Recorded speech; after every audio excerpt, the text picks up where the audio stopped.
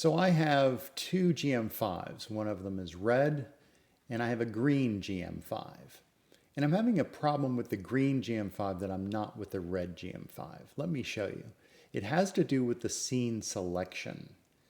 When I choose scene selection on the red GM1, you'll notice that little SCN button on the screen up there at the top left.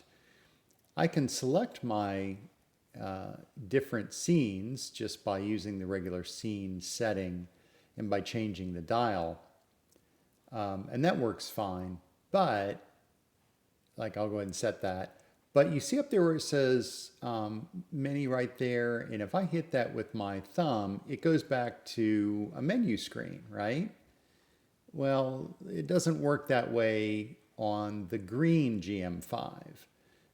So again, I can hit that little button there and it's going to go to the menu for scene selection, but on the green GM5 it doesn't. So let me show you that. So with the green unit, obviously with the green GM5, I can, get to my different types, right, and set it here. All right, and once that's set, then it's fine. But I can't press this button and have it do anything. See, it doesn't. Then it should give me the menu. I should be able to press this. So I think there's something wrong with the display. And by the way, the settings on this are identical to the settings on this one. I went through menu setting for menu setting to make sure that there wasn't like a touch setting that would alter that.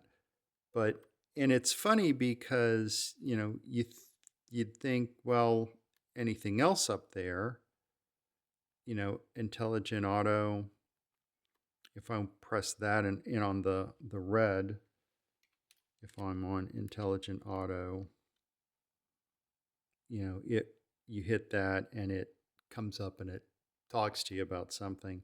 So I think, see, that works perfectly on the red one, but I'm on intelligent auto here and I hit it and nothing happens.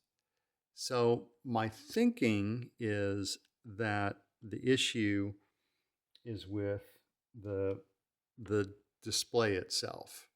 So I've begun to take this apart and I'll video that because you can see there's some pieces are off. I've taken it off one time just to make sure that there wasn't something loose. And there are 1, 2, 3 cables that hold that connect the back, and they were all fine. Obviously, I took it off, put it back, and that wasn't the issue. So I've ordered a new screen for it, and when it gets here, I'm going to complete the work of replacing the back screen. It might be at that point that I also do the battery. I don't know if I'm going to do the battery or not on this one. This seems to be perfectly fine.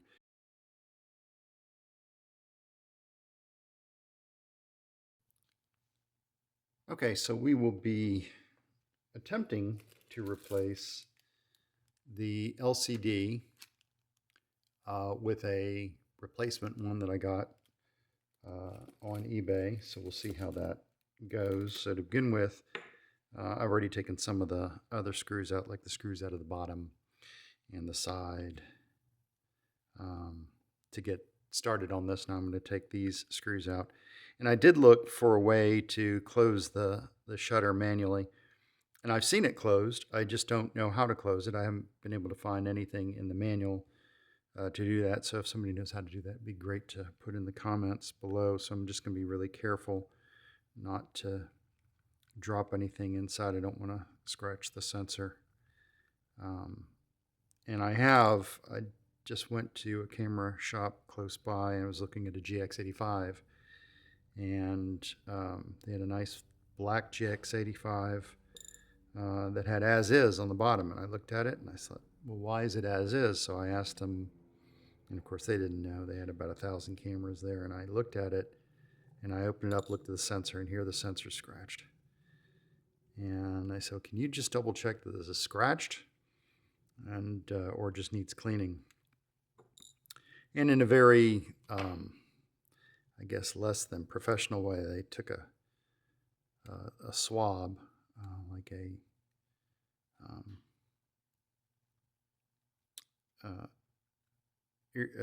like a cotton swab, and attempted to clean it, and they said, no, it's a scratch. I was like, oh, that's too bad. By the way, this needs to go in the very same way. So what I'm doing is I'm just positioning these off to the side. And the reason I'm doing all of this work is to get to this one screw. It's a bit silly, but it is the way it is. And I'm keeping all of these in a separate holder. I have the other holder that's got all of the rest of the big screws in it, just separate for now. In this particular video, I'm only going to look at replacing the LCD, because I think, remember I showed you at the beginning, you press up here and nothing happens. And I'm not sure if it's a bad LCD or if it's an artifact of being in service mode. Could be because it's in service mode. I'm always looking for, something that could be attributed to the fact that it's not operating in its normal mode.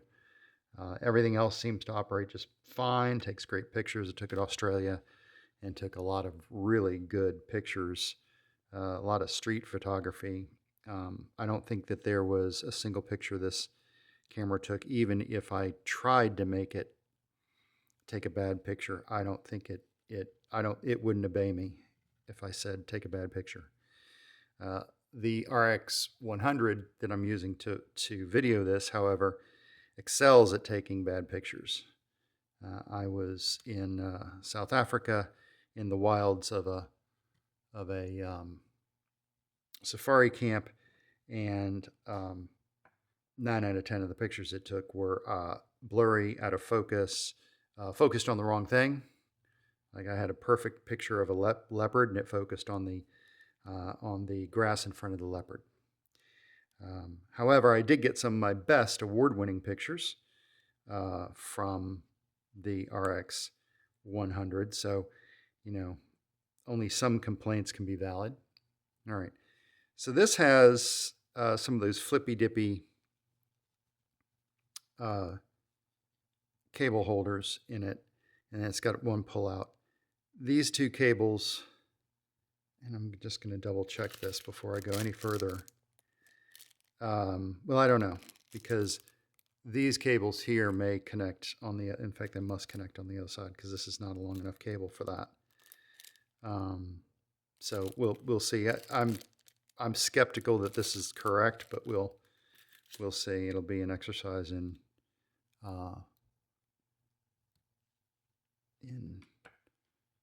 learning. So this is held in, that just flips up. This one just flips up.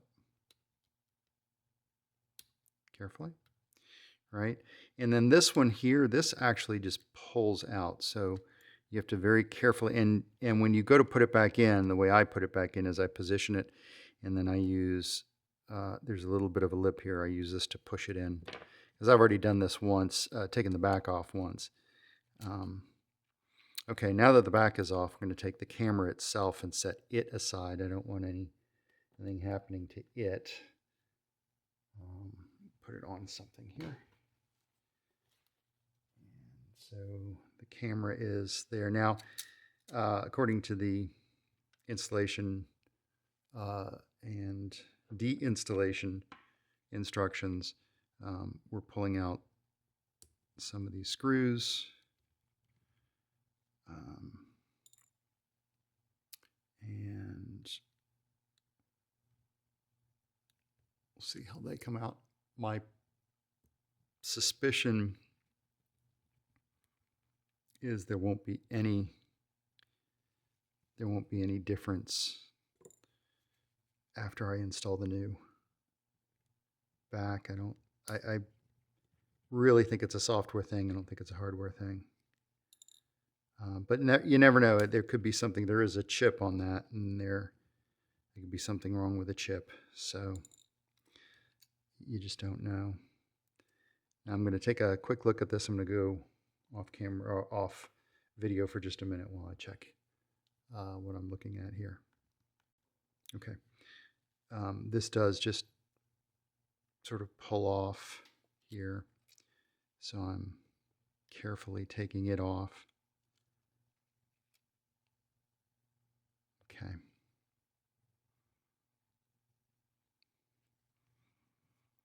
So based on what I'm seeing here, this looks like it's the correct thing. Looks correct to me. All right. Now I have to figure out how this is placed in here. My assumption, based on what I'm looking at here, is there's some kind of tape on it. I'm not sure, but making sure that all of these are, left in place. This is all clean. This has a lot of fingerprints on it from whomever had originally installed it. It's interesting. Perfect fingerprints too, by the way. But anyway, I'm going to set that aside. I'm going to have a closer look at this before I come back on camera. Okay, I didn't, want to force anything, but it looks like this just is going to pop out like that, which will give me a chance to make sure everything in here is clean. So I'll be able to do a little bit of deep cleaning there. Let me set that aside. Okay, now it looks to me as if this might just be drop-in replace. My concern with that is I was thinking, oh, well, I might have to fit something on top of it. And it looks like this glass is part of it, which is what I want, because on my GM1 does have, and I've ordered a replacement for the GM1 as well.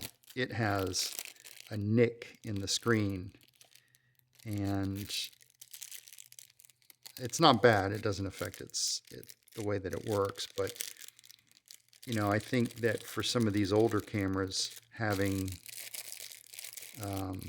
replacement parts on hand is a good thing, because the worst case with this having a the worst with this is having an extra one on hand, which is the old one that may have had a problem, is better than having nothing on hand.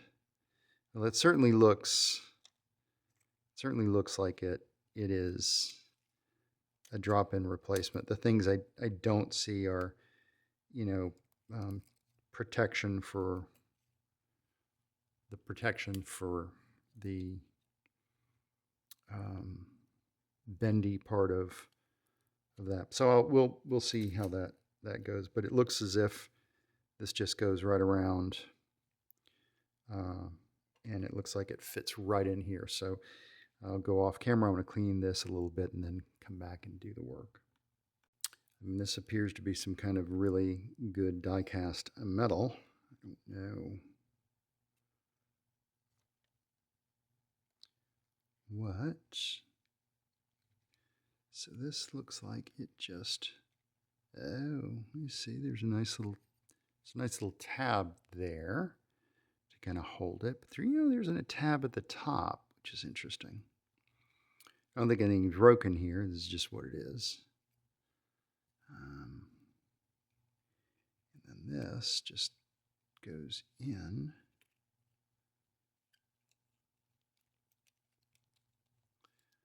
I'm going to get it in under that tab. Let's see, that looks like it's correct. Okay, so that looks like that's in.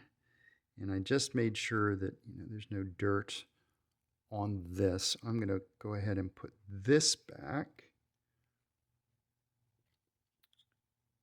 Let's see how that goes. That's going to It has a little tab. So I'm going to look at this off camera so I can figure out what's going on. Okay, so I'm going to point to it, and then I'm going to probably do this off camera. But there's this little tab. There's actually a little gap there. And then there are these tabs here. And notice this has this little thing here, this little tab, and it has these tabs that flip in. So I'm going to do that because it's going to be hard for me to do looking at the camera and trying to make it happen. So I'm going to go ahead and do that off camera. Okay, so it was just easier to do without me trying to finagle a camera. But you can see those are in, and you can see that is now nicely under that tab, which is good. The top left is actually held in place using a screw here that will be in the side of the unit. So that's been replaced. I'm going to go ahead and put these screws back in, and then we'll get cooking with hooking it back up. It looks like it's going to hook back up pretty easily. I just want to make sure that that I haven't made any mistakes, obviously.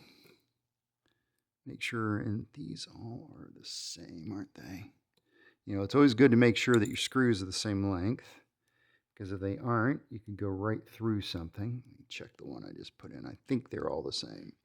The manual will tell me, the service manual will tell me, but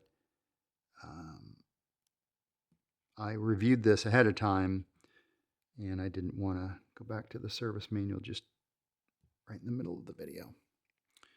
Okay.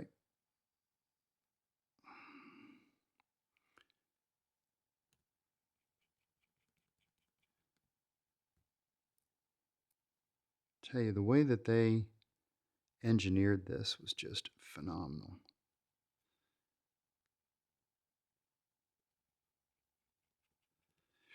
Now, interestingly, did I have another screw now? Let me look at this under the magnifying glass. I think there's supposed to be another screw there. And I'm glad I was paying attention, because way over here is the other screw. I had thought that possibly somebody had been in this to fix it. This is this was an eBay find from Japan. Now, there are a lot of these from Japan that are in service mode so that you can get English menus. Nothing wrong with service mode. I tend to want it not to be in service mode, specifically because I like when you turn it off to see the Lumix symbol, Lumix logo come up on the back screen, but that's just aesthetics. The thing works just fine. As I said, I really enjoyed using it in Australia. So what I'm going to do now is I'm going to go ahead and hook this back up. Now, the only thing I don't like is the exposed board there. And it's exposed, and if you look at kind of where it's going to go, where it's exposed really might not make any kind of a difference, but I don't like that. So I'm going to cut a piece of electrical tape and just put it over that. So I'm going to do that and come right back. Well, good or bad, that just makes me feel better. Okay, so this part is a little hard to do. So what I'm going to do is do some of this off camera. And the reason I'm doing it off camera is I have to flip this up. I have to look straight at it, and what's looking straight at it right now is the camera. So I'm going to have to do a little bit of work here. But let me see if this first one I can even get on while we're looking at it. Chances are I can't.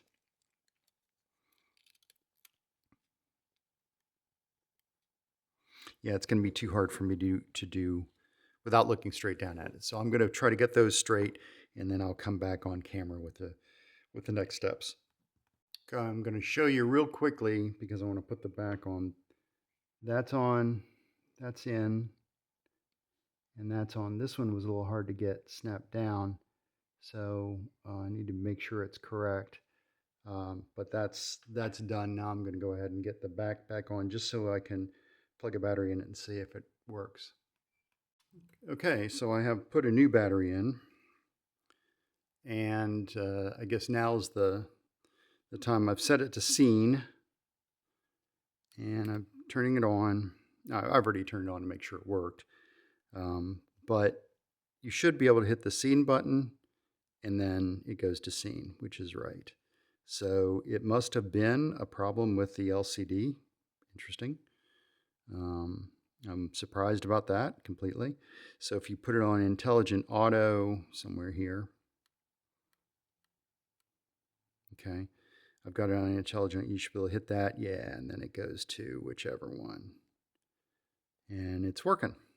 So the next thing that will be done with this particular GM5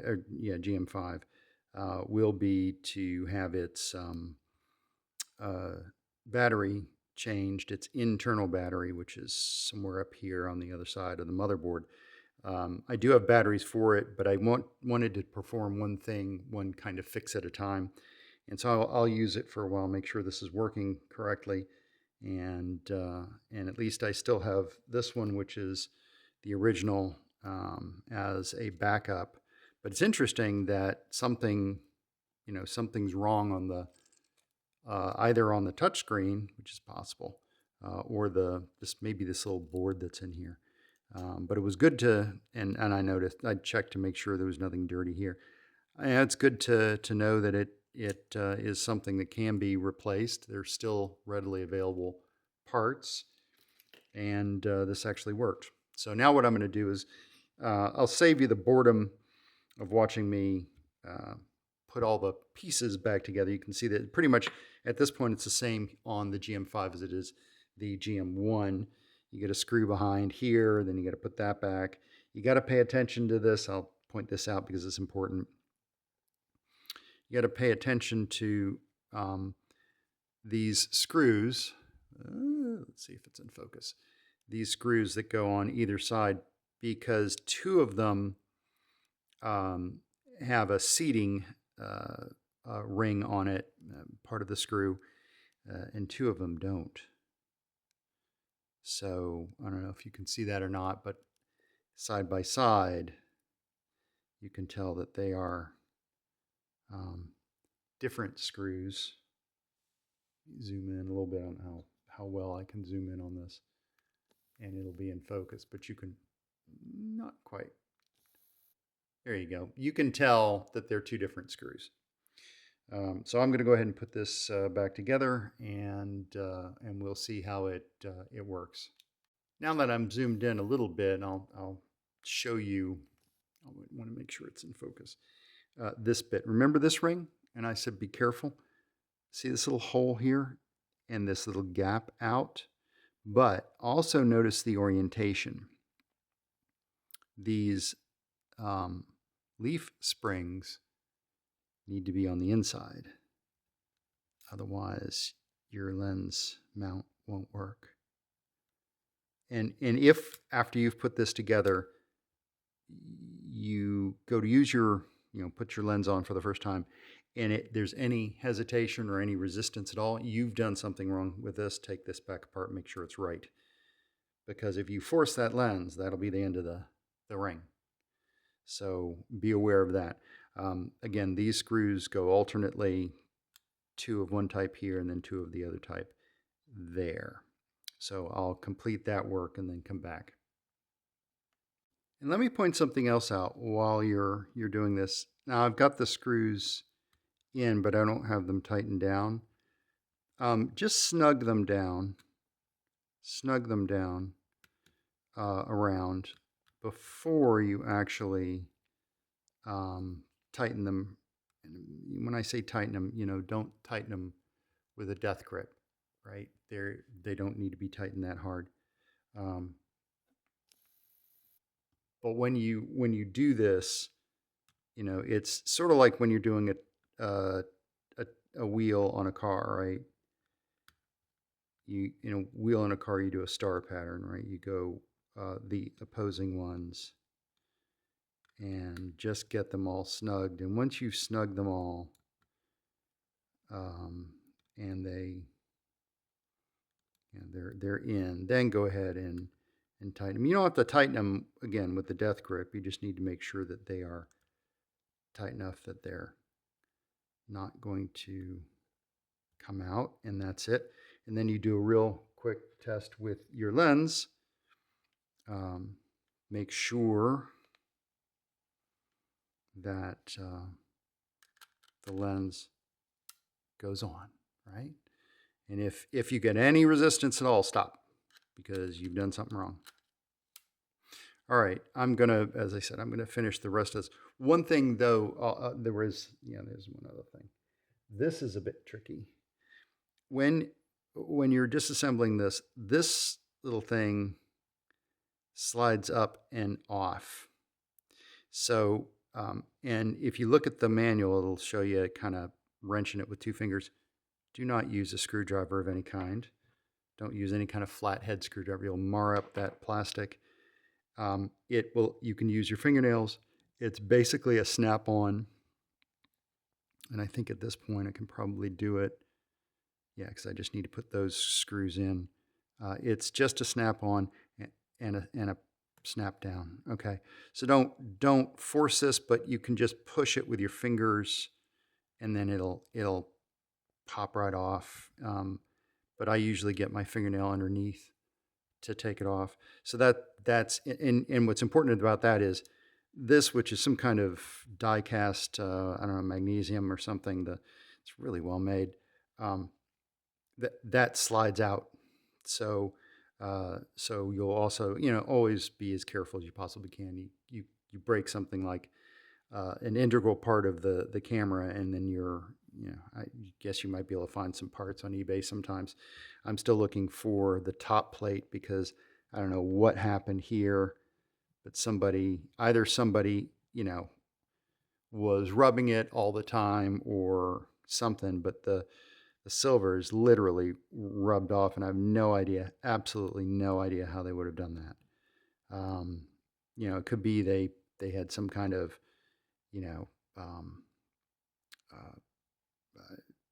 fingernail polish or something on, but I mean, it's literally rubbed off. And this camera had hardly any shots on it when it was new, a few thousand shots. So, it could have also been a Franken camera. Somebody could have, before I got it, completely taken it apart and put it back together. I don't think so, considering it had a bad LCD, but you never know. But this camera is in great working condition, so there's no issue with it whatsoever. So I'm going to go play with it after I get the rest of the screws in, make sure everything's working with that back, with the back LCD now, and it seems to be working okay. So, but I haven't given it any stress yet. So we'll see what we get.